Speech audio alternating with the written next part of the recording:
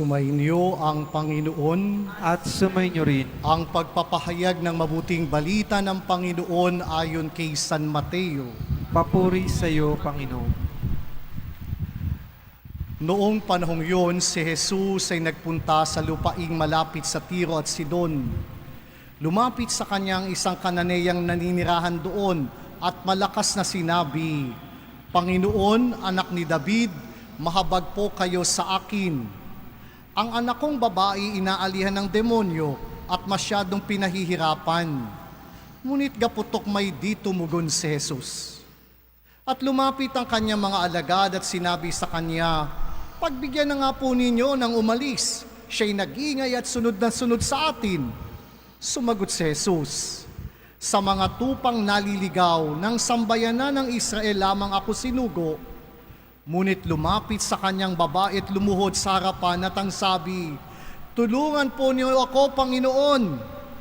Sumagot si Jesus, "Hindi dapat kunin ang pagkain ng mga anak upang iahagi sa mga tuta."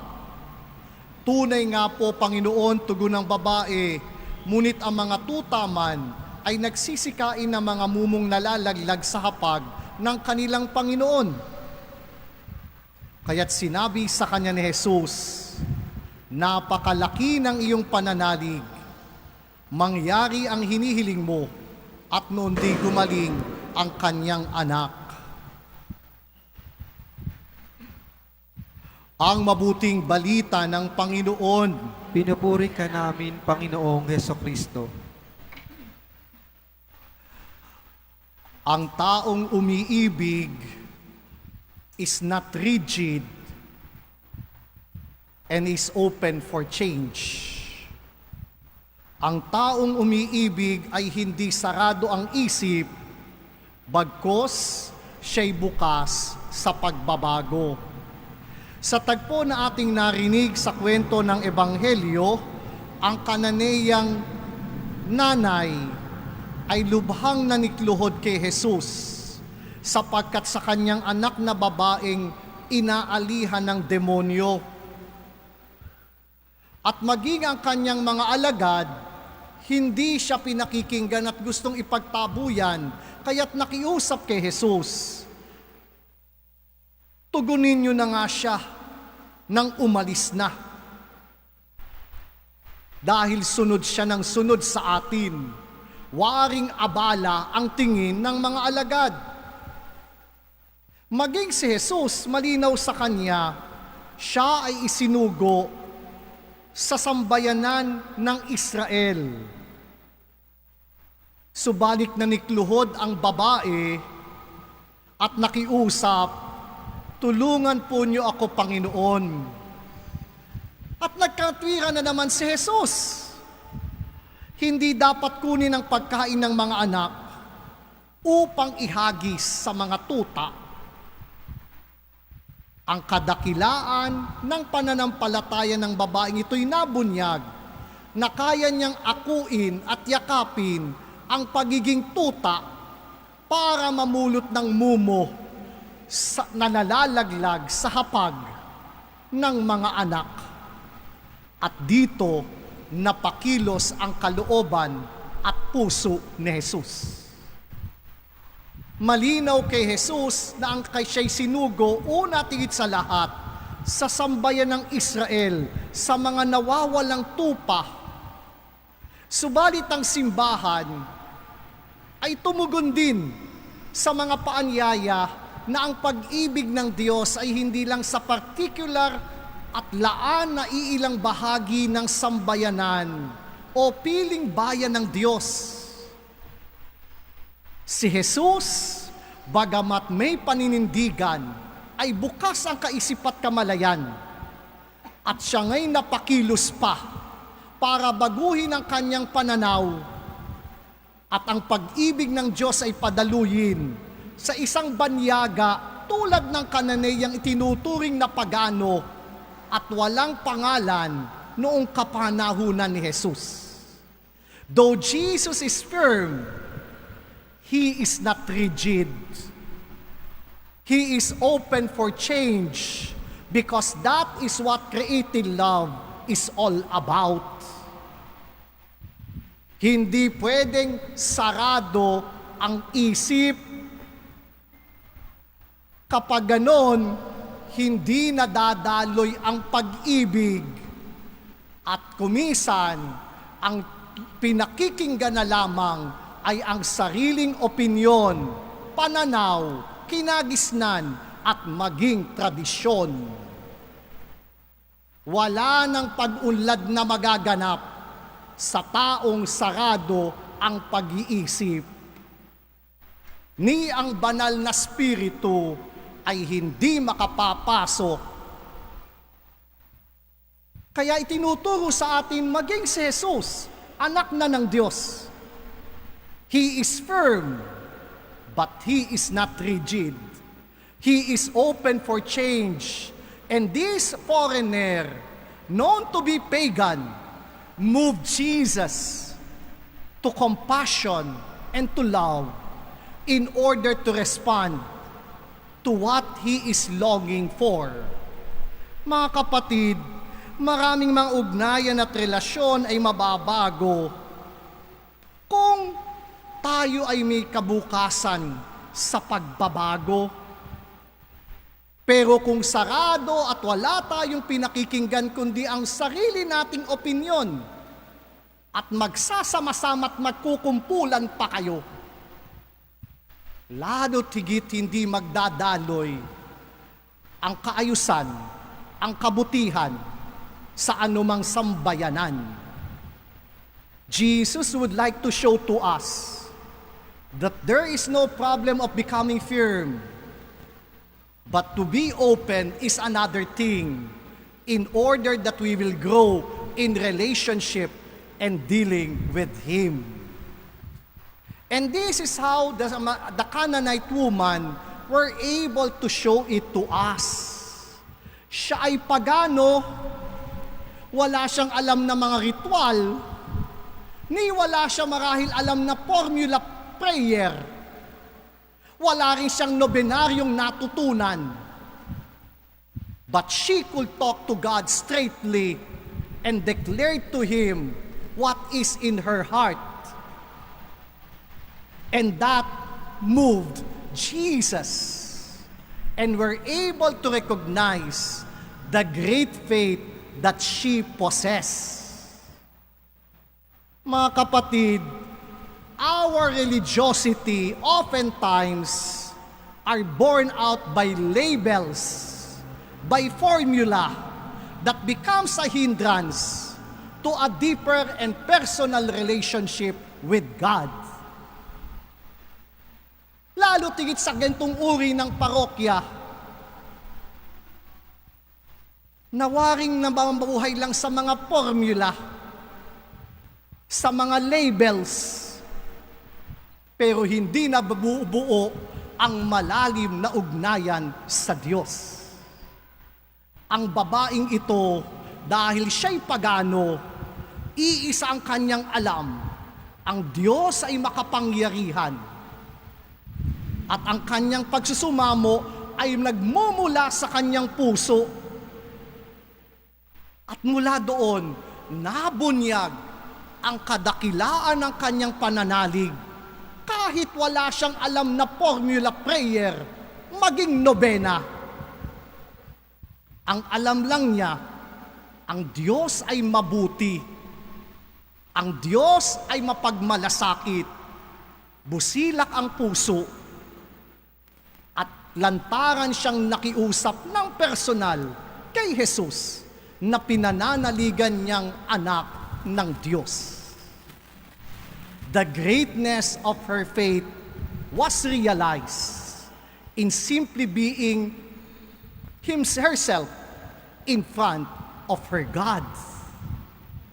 Kaya ho laging sinasabi ko, sana ang ating ugnayan sa Diyos ay nagiging personal, na pwede natin siyang kausapin saan mang lugar naroon tayo, na pwede nating ituring siyang laging ating kasama, at pwede nating sambitin lahat ng ating nararamdaman at handa rin tayong tumahimik para pakinggan naman ang kanyang tinig. Ganong uri ng personal na relasyon ang ipinakikita sa atin ng Kananeyang ito.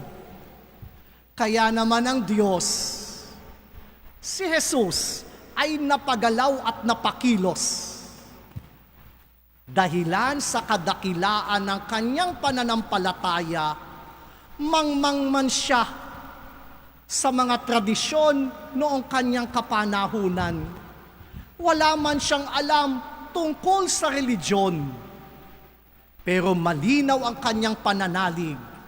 Ang Diyos ay makapangyarihan, mahapuno ng habag at mapagmalasakit. At dahil doon, inako niya ang pagiging tuta, alang-alang sa kanyang anak, upang ang grasya ng kagalingan ay makamit at matanggap. The greatness of the faith of this Canaanite woman moved Jesus with compassion and love, and were able to show it to us that even Jesus himself are open for change in order that the love of God will flow and be realized, even those people who does not belong to the chosen people of God. Kaya inaanyayahan tayo ngayong linggo, and when I reflect sa ating banal na patron, ganito rin naman ang kanyang naging disposisyon. May plano siya para sa kanyang sarilit pagsunod kay San Francisco. He could be rigid, but no. Along the way, he heard the voice of God to the needs of other people. He set aside his desire to go to Rome and respond to the voice of God, crying in the name of the sick people na nakararanas ng epidemya noon. Ipinagpatuloy ba ni Roque ang kanyang gusto? Hindi.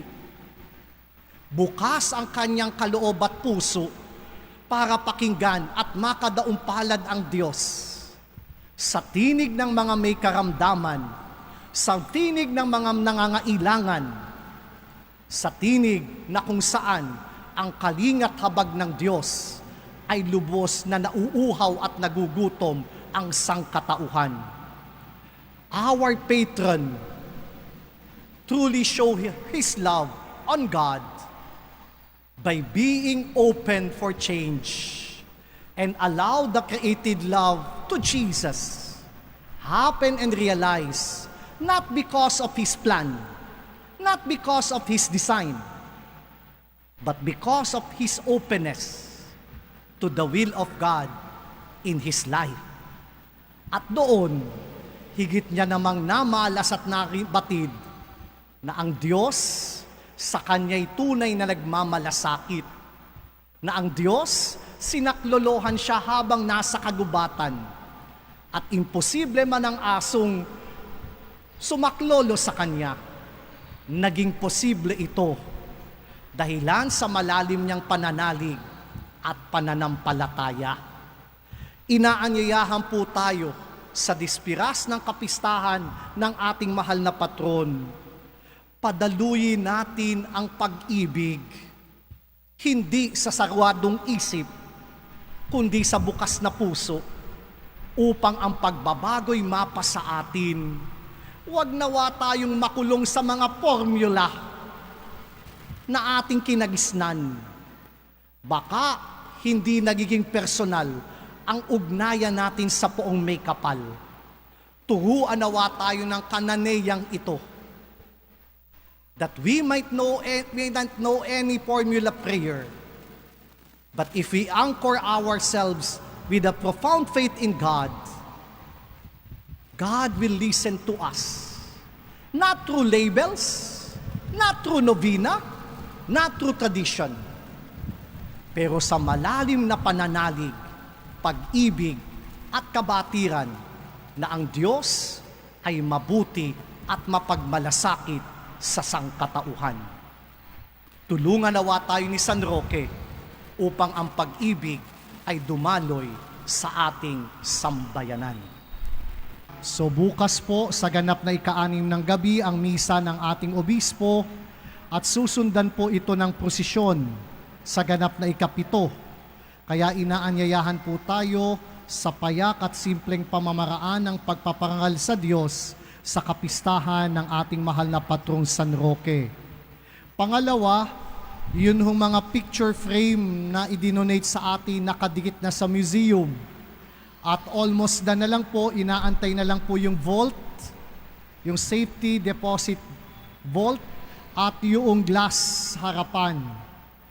Ang pakiusap ko po, baka meron kayong mga naitatagong mga memorabilia o kaya'y artifacts tungkol sa mahal na birhen na gusto nyong ipagkatiwala sa simbahan.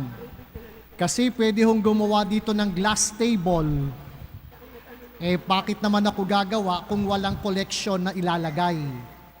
If you are willing to entrust some memorabilia and artifacts connected to Our Lady and be part of the museum ng Inang Soledad, kindly entrust it to us. And from then, gagawa ho ng lamesa na mayroong salmin, may ilaw at nakasealed at may mga label at inventory ang inyong ipagkakatiwala sa museum ng Inang Soledad.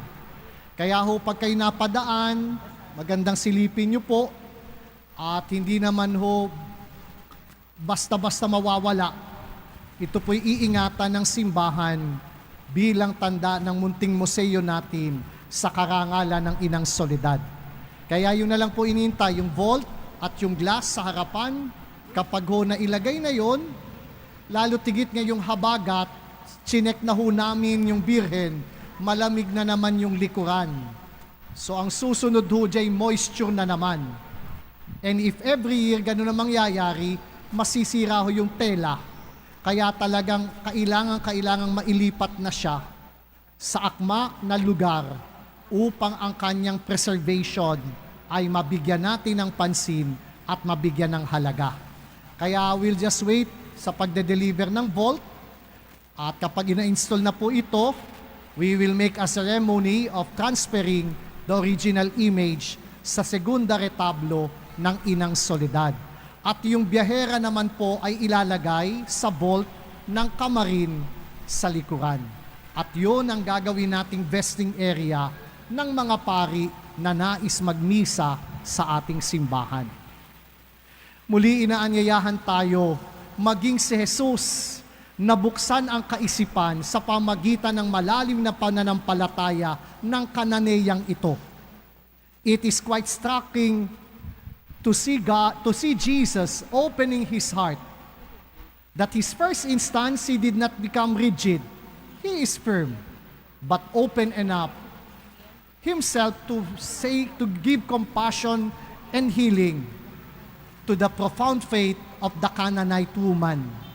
Tunay na ang pag-ibig ay dadaloy sa atin kapag hindi makitid ang ating isip, sa halip bukas ang ating puso upang ang habag malasakit ng Diyos ay maiparating din natin sa ating kapwa-tao.